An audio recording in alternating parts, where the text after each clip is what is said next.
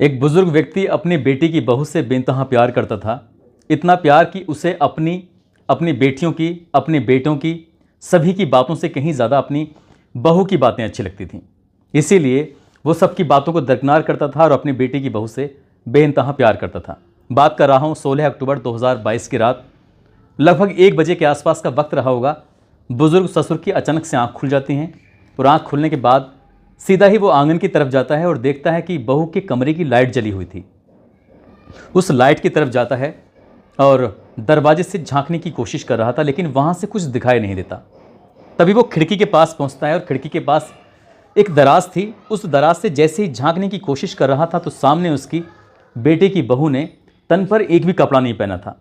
ना कोई साड़ी थी, ना कोई कपड़े थे, ना कोई अंडरगारमेंट्स था और वो उजाले में बिल्कुल साफ नजर आ रही थी। ससुर अपनी ही बहू को चुपके से देख रहा था।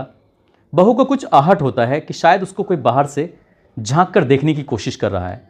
तुरंत ही वो घर की जो लाइटें थीं उसको बंद करती है और बंद करने के बाद जैसे ही खिड़की खोल कर देखती है, सामने उसका ससुर खड़ा हुआ है। अपने ससुर को इस रूप में देखने के बाद बहू पानी पानी हो जाती है और कहती है कि पापा, मुझे तुमसे ये उम्मीद बिल्कुल भी नहीं थी। बस यहीं पर इसी उम्मीद में एक ऐसा सच छुपा हुआ था, इस सच की किसी ने कल्पना नहीं की थी। और जब ये सच बाहर आता है तो आज ये सच राजस्थान में सबसे ज़्यादा चर्चा का विषय बन जाता है। लोगों का अपनों ही रिश्तों पर विश्वास करने को जी नहीं चाहता। इस घटना ने न केवल रिश्तों को शर्मसार किया है, बल्कि एक दूसरे पर विश्वास करने को भी कहीं ना कहीं जी कतराने की बात सामने आती है। आदाब, नमस्कार, सत श्री अकाल। मैं उस्मान सैफी। आज की जो सच्ची घटना मैं आपको सुनाने जा रहा हूँ, ये सच्ची घटना है राजस्थान प्रदेश का एक शहर है भरतपुर, और इसी शहर का एक थाना लगता है चिकसाना। दरअसल चिकसाना थाना क्षेत्र का गांव है नोह। बात कर रहा हूँ 29 मई 2022 की शाम लगभग 6 या 6:30 बजे के आसपास। घर की एक बहू होती है, बेहद खूबसूरत बहू खाना बना रही थी। खाना बनाते बनाते एक मैसेज करती है कि मुझे तुम्हारी बहुत याद आ रही है। इतनी याद आ रही है कि मुझे तुम्हें देखने का मन कर रहा है, तुम्हें बहुत सारा प्यार करने का मन कर रहा है। जैसे ही मैसेज पहुंचता है, सामने भागेंद्र उर्फ भोला होता है। भोला उस मैसेज को देख के मुस्कुराता है। सामने उसका दोस्त बैठा हुआ है दीप। दोनों बैठ कर शराब पी रहे थे। दीप कहता है, क्या बात है, मंद ही मंद मुस्कुरा रहे हो? तब भोला कहता है कि भैया, मुस्कुराने वाली बात है, घर से मैसेज आया है और मैसेज में कुछ ये लिखा है कि मुझे तुम्हारी बहुत याद आ रही है। तो कहता है कि क्या बात है, अगर बुलाया है तो तुम्हें चले जाना चाहिए। बोला, दिमाग खराब है? दिल्ली से भरतपुर की दूरी लगभग 222 किलोमीटर है। वहाँ तक पहुँचने में वैसे ही रात हो जाएगी। शाम के 6:30 के आसपास तो बजे हैं। तभी दीप उससे हिम्मत बंधाता है, कहता है, मैं तुम्हारी जगह होता तो बिल्कुल भी नहीं रुकता और चला जाता। बस उस मैसेज का जवाब देना था। जवाब में पहुंच गया कि मैं तुम्हारा इंतज़ार करूंगा और तुम्हारे लिए मैं आ रहा हूं। बस इतना कहना था कि इधर रीमा पूरी तैयारी में जुट जाती है। घर की बहू होती है, वो तैयारी में जुट जाते हैं। रात के लगभग 11 बज चुके थे और 11 बजे जब घर के एक एक सदस्य सो रहे थे, तभी दरवाज़ा खुलता है। एक आहट होती है। उसी आहट के साथ ही दरवाज़ा खोलकर रीमा बाहर जाती है और उस भागेंद्र उर्फ भोला को घर के अंदर लेके आ जाती है। जैसे ही घर के अंदर लेके आती है, घर के सभी सदस्य सो रहे थे। घर में 2 चारपाई होती हैं। उस चारपाई पर 1-2 बच्चे हैं। एक 6 साल का बेटा है और दूसरी 4 साल की बेटी कृतिका और कार्तिक, दोनों सो रहे थे। और एक चारपाई पे उसका पति पवन कुमार सोया हुआ था। अचानक से एक तीसरे शख्स की एंट्री हो जाती है। अभी तक आपको लग रहा होगा कि ये शायद उसने अपने पति को बुलाया था। वो पति नहीं होता है, बल्कि प्रेमी होता है। प्रेमी घर के अंदर है। एक चारपाई पे बच्चे सो रहे हैं, दूसरी चारपाई पर पति सो रहा है। बीच में कुछ कपड़े बिछाकर वो दोनों एक दूसरे के साथ संबंध बनाने लगते हैं, एक दूसरे के साथ बातचीत करने लगते हैं।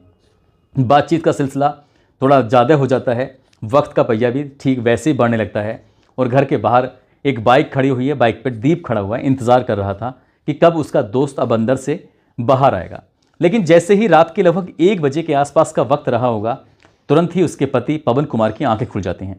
पवन अपनी आंखों से देखता है कि उसके पड़ोसी जो एक लड़का है भागेंद्र उर्फ भोला, उसकी पत्नी रीमा के साथ आपत्तिजनक स्थिति में था। वो दोनों एक दूसरे के साथ गलत तरीके से थे, संबंध बना रहे थे। तभी वो उन्हें रोकने की कोशिश करता है, उन्हें टोकने की कोशिश करता है। पत्नी उसको शांत कराने की कोशिश कर रही थी, उसके पैर पकड़कर माफ़ी मांगने की कोशिश कर रही थी। तभी वो गुस्से में उठता है और उठने के बाद अपनी पत्नी को बहुत बुरी तरह से लताड़ता है, डांटता है, फटकारता है, कहता है कि तुम्हें इसका अंजाम भुगतना होगा। जैसे ही वो यहाँ से निकलकर बाहर भागने की कोशिश कर रहा था, शोर मचाने की कोशिश कर रहा था, इधर पैर पकड़कर वो अपने पति की रिक्वेस्ट कर रही थी, खुशामद कर रही थी। उधर भागेंद्र उर्फ भोला ने उसके पति पवन कुमार को पकड़ लेता है और पकड़ने के बाद उसके मुंह को बंद कर लेता है। बस मुंह को बंद करना था, तभी बातचीत में ही जब उसकी आवाज़ थोड़ी तेज़ निकलने लगती है तो वो अपने हाथ से उसका गला दबाने की पूरी कोशिश कर रहा था, और कब उसका गला दबने लगता है उसको पता ही नहीं चलता। इधर उसकी पत्नी पैरों में पड़ी हुई थी और जैसे उसको पकड़ कर खींचने की कोशिश कर रही थी, तुरंत ही वो गिर जाता है और गिरते ही उसका सर ज़मीन में लगता है और उसके बहुत ज़्यादा चोट लग जाती है, खून निकलने लगते हैं और दोनों मिलकर उसकी नब्ज़ टटोलने की कोशिश कर रहे थे। तब तक वो मर चुका था। अब करें तो क्या करें, काटे तो खून नहीं। घर में हालांकि सब सोए हुए हैं, किसी को अभी तक इस बात का एहसास नहीं है कि इस घर के अंदर कत्ल हो चुका है। बाहर दीप खड़ा हुआ इंतजार कर रहा था, तभी धीरे से आवाज़ बाहर तक जाती है कि दीप जल्दी से अंदर आओ। और अंदर आने के बाद उस व्यक्ति को, पवन कुमार को, एक कपड़े में लपेटा जाता है, उसकी लाश को। उसकी पत्नी से कहा जाता है कि तुम यहाँ की व्यवस्था संभालना, हम इसको लेके जाते हैं। बाइक पर बिठाकर उसे पूरी तरह से पैक कर सीधा जंगल की तरफ जाते हैं। महज 500 मीटर की दूरी पर ही एक नहर होती है और कपड़े से बांधकर, बोरी से बांधकर लगभग 15 से 20 किलो का एक बड़ा सा पत्थर उस बोरी के साथ उसके अंदर पानी में, नहर में छोड़ देते हैं। और वो जैसे ही नहर में डालते हैं, लाश सीधा डूब जाती है। अब लाश डूबने के बाद, इससे पहले कि मैं इस कहानी पे आऊँ कि इस घटना का खुलासा कैसे होगा, मैं आपको वहाँ लेके चलता हूँ जब इनकी शादी होती है। जब शादी होती है तब ये लड़का 30 साल का था, जिसका नाम पवन कुमार होता है, जो कि भरतपुर के इस नोह गांव का रहने वाला है। और कानपुर की रहने वाली रीमा, ये तब उस टाइम 16 वर्ष की थी। 3 जून 2015 को पूरी रीति रिवाज के हिसाब से, दोनों परिवारों की सहमति के हिसाब से शादी हो जाती है, लेकिन 14 साल का अंतर था दोनों पति और पत्नी में। शादी होती है, ये अपनी पत्नी को जब लेके आता है तो दोनों एक दूसरे के साथ बहुत ज़्यादा खुश थे। धीरे धीरे वक्त आगे बढ़ता है और एक बेटा पैदा होता है जिसका नाम ये कार्तिक रखते हैं। कुछ दिन के बाद एक बेटी पैदा होती है जिसका नाम ये कृतिका रखते हैं। दोनों परिवार में इतना खुश थे। ये 2 सगी बहनें भी होती हैं, माता पिता होते हैं। तो एक दिन पवन कुमार अपने पिता से कहता है, पापा अगर तुम्हें कोई ऐतराज़ ना हो तो मैं अपनी पत्नी को दिल्ली में लेकर जाना चाहता हूँ, जहाँ मैं नौकरी करता हूँ, वहीं से रखना चाहता हूँ। मुझे बहुत सारी दिक्कतें होती हैं खाने की, ये साथ रहेगी तो अच्छा खाना मिलेगा और बच्चों को भी मैं अच्छी शिक्षा देने की दिल्ली में कोशिश करूँगा। पिताजी उसकी हाँ कर देते हैं, कहते हैं ठीक है बेटा, तुम दिल्ली में रहना चाहते हो तो रहो, हमें कोई ऐतराज़ नहीं है। उसके पिता हरप्रसाद शर्मा इस बात की परमिशन दे देते हैं और ये पवन कुमार अपनी पत्नी रीमा को लेकर सीधा दिल्ली चले जाता है। 14 साल छोटी अपनी पत्नी के साथ बड़ी खुशहाल ज़िंदगी जी रहे थे, सब कुछ ठीक चल रहा था। इसी बीच में घर आने जाने की शुरुआत होती है भागेंद्र उर्फ भोला की। वो इसी गांव का रहने वाला है, नोह गांव का, जहां का ये पवन कुमार रहता है। और पवन कुमार और भागेंद्र उर्फ भोला जब ये कभी कभी आपस में बैठते थे, एक दूसरे के साथ शराब पीते थे, एक दूसरे के साथ सुख दुख की बातें किया करते थे, तभी इस रीमा को ये लड़का भागेंद्र उर्फ भोला अच्छा लगने लगता है, इसकी बातें अच्छी लगने लगती हैं। तीनों बैठकर एक साथ खूब सारी बातें किया करते थे। पवन अब काम करने के लिए बाहर जाता था तो वो मौका देखते ही बच्चों के स्कूल भेज दिया करती थी, साथ ही भोला को अपने घर पे बुला लिया करती थी। दोनों की शुरुआत दोस्ती से होती है, दोस्ती क्या प्यार में बदल जाती है पता ही नहीं चलता, और एक दूसरे के साथ ये शारीरिक संबंध भी बना लिया करते थे जब मौका मिलता था। लेकिन हर किसी की ज़िंदगी में 2020-2021 ऐसा आता है जिसने कितने ही लोगों की ज़िंदगी में तूफान ला के खड़ा कर दिया था। यानी कि कोरोना का काल शुरू होता है, बड़े संख्या में लोगों के काम बंद हो जाते हैं और पवन कुमार को भी लगता है कि शायद मैं यहाँ रहूँगा तो सर्वाइव नहीं कर पाऊँगा। अपने पिताजी से बात करता है, पापा काम पूरी तरह से ठप हो चुका है, बंद हो चुका है, अगर आपको कोई दिक्कत, कोई ऐतराज़ ना हो तो मैं अपनी पत्नी रीमा को लेकर यहाँ वापस आना चाहता हूँ। पिताजी हरप्रसाद शर्मा कहते हैं कि बेटा परेशान क्यों होते हो, तुम यहाँ गाँव में रहो और गाँव में रहकर जो भी काम कर सकते हो काम करना, मुझे कोई ऐतराज़ नहीं है, मुझे कोई दिक्कत परेशानी नहीं है। बस अपनी पत्नी को लेकर वो वापस गांव आता है और यहीं पर कुछ ना कुछ अपने काम की तलाश में जुट जाता है। इसी बीच में रीमा को कभी कभी लगता था कि शायद उसको भागेंद्र उर्फ भोला की बहुत सख्त ज़रूरत है, उससे बात करने का मन कर रहा है, क्योंकि पति और पत्नी की उम्र में 14 साल का जो अंतर था वो इनकी शारीरिक संबंधों में साफ झलकता था। वो कहीं ना कहीं उसको संतुष्ट नहीं कर पाता था, कहीं ना कहीं उसको वो खुश नहीं कर पाता था, इसीलिए उसका मन पति में कम और भोला में ज़्यादा लगता था। अब जब भी उसका मन करता था, जब भी भोला गांव अपने घूमने आया करता था, तब वो दोनों प्लानिंग किया करते थे कि प्लानिंग कुछ इस तरह से होती थी कि जब तुम आओगे घर पर तो मैं परिवार वालों को दूध में या खाने की चीज़ों में कुछ ऐसी दवाइयाँ दूंगी, ऐसी नशीली चीज़ दूंगी जिसे खाने के बाद पूरा परिवार आराम कर सके। घर के अंदर 2 बहनें होती हैं, यानी कि उसकी ननद होती हैं, पति और ससुर होता है और सास होती है। सबके सबके खाने में कुछ ऐसी चीज़ दिया करती थी जिससे क्या भागेंद्र उर्फ भोला घर में आ सके। दोनों रात बेरात में घंटे 2 घंटे 3 घंटे एक दूसरे के साथ संबंध बनाया करते थे, रुकते थे और वो चला जाया करता था। ऐसे ही लंबे समय से ये प्रयोग चल रहा था। रीमा अपनी ज़िंदगी में खुश थी, भागेंद्र अपनी ज़िंदगी में खुश था और कभी भी उस पवन कुमार को शक ही नहीं होता कि उसकी पत्नी के उसी के गांव के लड़के से अवैध संबंध होते हैं, जबकि वो लड़का गांव में कम और दिल्ली में ज़्यादा रहता था। ये जब भी उसका मन करता था उसको फ़ोन करके मैसेज करके बुला लिया करती थी और वो यहाँ पर आ जाया करता था। ठीक 29 मई 2022 की रात को भी उसने इसी तरह से बुलाया था, लेकिन वो कभी नहीं जानती थी कि आज उसके पति की ज़िंदगी का आखिरी दिन है, उसकी हत्या करके वो नहर में डाल देंगे। वक्त आगे गुजरता है।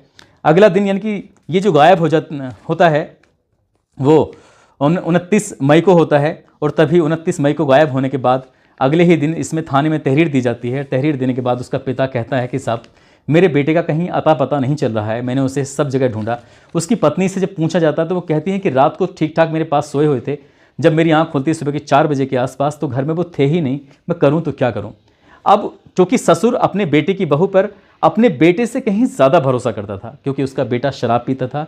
कई ऐसे काम भी थे उसके जो शायद उसके पिता को पसंद नहीं थे, लेकिन बहू के काम ऐसे थे जो उससे बहुत ज़्यादा, अपनी बेटी से भी ज़्यादा उसकी इज्जत किया करता था, उसे माना करता था। इधर गुमशुदगी का मुकदमा दर्ज होता है, पुलिस मामले की जांच पड़ताल में जुटती है और हर तरीके से पवन कुमार की पता करने की कोशिश की जाती है, लेकिन पवन का कहीं भी कोई सुराग नहीं लग रहा था। इसको लेकर पूरे घर वाले, परिवार वाले, रिश्तेदार, ऐसा कौन व्यक्ति था, पुलिस वाले सबके सब परेशान होते हैं। लेकिन जब कहीं कोई सुराग नहीं लगता तो धीरे धीरे करके वक्त आगे बढ़ने लगता है। पुलिस को कहीं ना कहीं शक होता है, चिकसाना पुलिस को, जब ससुर हरप्रसाद शर्मा से कहते थे कि हमें तुम्हारी बहू से बातचीत करनी है, तो वो कहते थे कि मैं सब पर यकीन खो सकता हूँ लेकिन अपने बेटे की बहू पर बिल्कुल भी यकीन नहीं खो सकता। वो मेरी बेटी से भी ज़्यादा बढ़कर है, मेरी बेटी पर मुझे बिल्कुल पूरा भरोसा है। वो पवन कुमार के साथ कोई ऐसी हरकत कर ही नहीं सकती। शादी को इतने साल हो गए लेकिन मैंने कभी इन दोनों को आपस में झगड़ते नहीं देखा, लड़ते ही नहीं देखा। ससुर अपनी बहू पर इतना भरोसा करता था कि पुलिस वाले जब उससे पूछताछ करने की कोशिश करते थे तो वो उसकी ढाल बनकर सामने आ जाया करता था, सामने खड़ा हो जाया करता था। और ऐसे ही वक्त गुजरता चला जाता है। जब भी मौका मिलता था अब रीमा को वो अपने इस प्रेमी को बिल्कुल ऐसे ही बुलाया करती थी। कुछ दिन के लिए उसने ब्रेक लगा दिया था, लेकिन जब 1 2 3 4 महीने गुजर जाते हैं तब वो उससे कहती है कि मेरा तुमसे मिलने का बहुत मन कर रहा है, मुझे तुमसे प्यार करने का बहुत मन कर रहा है, मुझे तुम्हें देखने की बहुत तलब हो रही है। ठीक वैसे ही मैसेज जैसे पहले मैसेज किया गया था।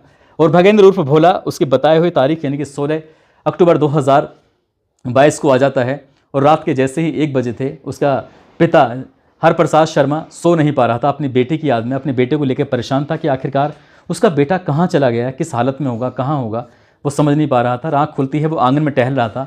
टहलते टहलते देखता है कि बेटे की बहू के कमरे की लाइट जल रही थी और वहाँ से कुछ अजीब तरह की आवाज़ें आ रही थी। तभी वो दरवाजे से झांकने की कोशिश कर रहा था, तभी वो खिड़की से झांकने की कोशिश कर रहा था। सामने देखता है भागेंद्र उर्फ भोला और साथ ही उसकी बेटे की जो बहू होती है वो आपत्तिजनक स्थिति में थे। उन्हें गुस्सा आता है उसके ससुर को और वो इस बात का ऐतराज़ करता है, विरोध करता है। जब विरोध करने की कोशिश कर रहा था तभी उसे पता चलता है कि इन दोनों के आपस में संबंध बने हुए हैं। उस दिन की बात तो आई गई हो जाती है। बहू अपनी तरीके से ससुर को समझाने की कोशिश करती है, लेकिन कहते हैं कि सच जो होता है वो कभी छुपता नहीं है, वो एक ना एक दिन सामने आता है। ठीक वैसे ही क्राइम को कितनी भी शातिर तरीके से क्यों ना किया जाए, क्राइम भी कभी छुपता नहीं है। और इसी बीच में जो भागेंद्र उर्फ भोला होता है वो जोश में आकर धमकी देता है हरप्रसाद शर्मा को, कहता है जैसा अंजाम तेरे बेटे के साथ किया है ठीक तेरे साथ भी वैसे ही किया जाएगा यदि तूने कुछ बोलने की कोशिश की। पुलिस का सहारा लिया जाता है, बहू वापस अपने मायके में भेज दी जाती है कानपुर और परिवार के लोग उस कमरे की तलाशी लेते हैं तो देखते हैं कि घर में कई जगह ऐसे कपड़े मिलते हैं जहां खून के धब्बे लगे हुए थे। तभी इन्हें शक होता है, पुलिस के पास जाते हैं। पुलिस के पास जाने के बाद भागेंद्र उर्फ भोला और इस रीमा को पुलिस के हवाले कर दिया जाता है। पुलिस जब इनसे सख्ती से पूछताछ करती है तो पूरी कहानी पुलिस के सामने रखते हैं और जब ये बात अखबारों के माध्यम से, सोशल मीडिया के माध्यम से लोगों को पता चलती है तो लोग हैरान थे, परेशान थे कि जिस बहू को बेटी से भी बढ़कर माना गया उस बहू ने अपने ही पति को धोखा दिया, अपने ही ससुर को धोखा दिया, अपने उन 2 बच्चों को धोखा दिया, कृतिका और दूसरा कार्तिक, जो अभी छोटे हैं, एक 6 साल का, एक 4 साल की होती है। उनकी ज़िंदगी आगे कैसे कटेगी? बाप का प्यार तो हमेशा के लिए ख़त्म ही हो चुका है, माँ सलाखों के पीछे पहुँच चुकी है और एक और ज़िंदगी जो काफ़ी दिन से उसके साथ थी, लेकिन वो उसकी ज़िंदगी भी कहीं ना कहीं ख़राब हो चुकी है भोला की। अब शायद 2 लोगों की ज़िंदगी सलाखों के पीछे गुजरेगी, 2 बच्चों की ज़िंदगी भविष्य कैसे होगा आप सहज ही अंदाज़ा लगा सकते हैं, बिन माँ बाप के बच्चे कैसे पलते हैं। दोस्तों, इस पूरे घटनाक्रम को सुनने का उद्देश्य भी किसी को परेशान करना नहीं है, किसी का दिल दुखाना नहीं है।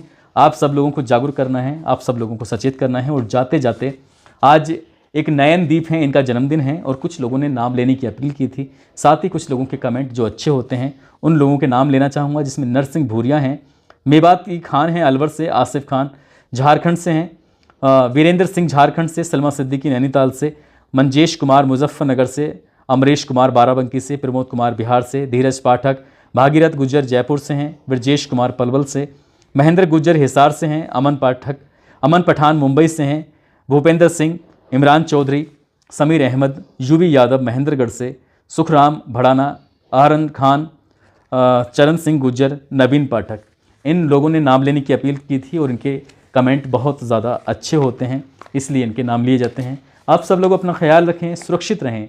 जय हिंद, जय भारत।